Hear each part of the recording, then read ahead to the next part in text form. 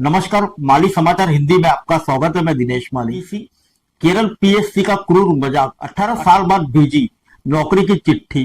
आ चुकी थी रिटायरमेंट की उम्र। केरल में एक नियुक्ति पत्र मिला है, लेकिन तब तक वह रिटायर की उम्र 60 पार कर चुके थे।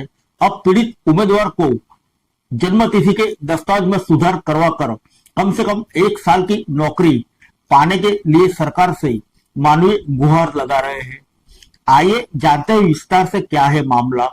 सरकारी नौकरी की आस में बैठे हजारों युवाओं के मुझे कल अब्दुल मजीद की कहानी एक बड़ा सबक बन गई है।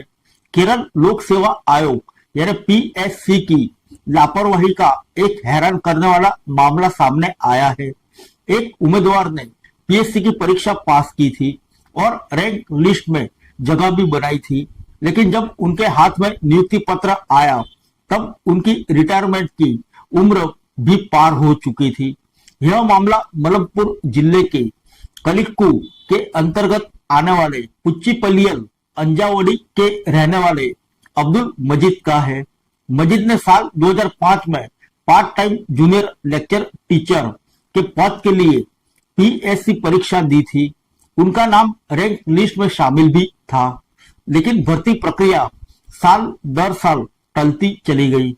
आमतौर पर पीएससी की रैंक लिस्ट 3 साल के लिए वैध होती है, जो 2008 में समाप्त हो गई थी। अनुमान लिस्ट खत्म होने के बाद उम्मीदवारों की उम्मीद भी टूट जाती है, मगर इस मामले में कहानी अलग थी। योग्य उम्मीदवारों की कमी के कारण एक पद पहले ही खाली छोड़ दिया गया था, जिसे भरने की प्रक्रिया वर्षों बाद अचानक दोबारा शुरू की गई।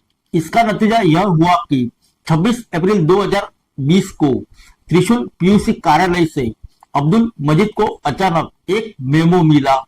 इसमें उन्हें नियुक्ति पत्र मिलने के 3 महीने के भीतर नौकरी ज्वाइन करने के निर्देश दिया गया था।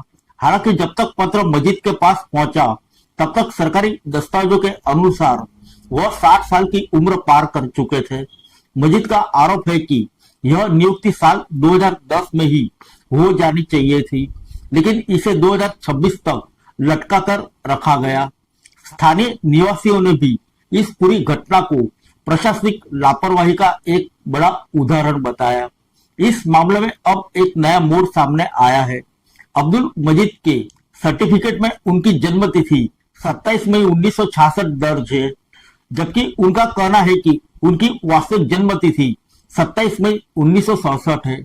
मजीद को अब उम्मीद है कि इस गलती को सुधार लिया जाए और वह कम से कम 1 साल के लिए सरकारी सेवा का लाभ उठा सके। उन्होंने राजस्व मंत्री एपी अनिल कुमार के माध्यम से शिक्षा मंत्री एस शामसुद्दीन को एक आवेदन भेजा है, जिसमें मानवीय आधार पर विचार करने की मांग की गई है।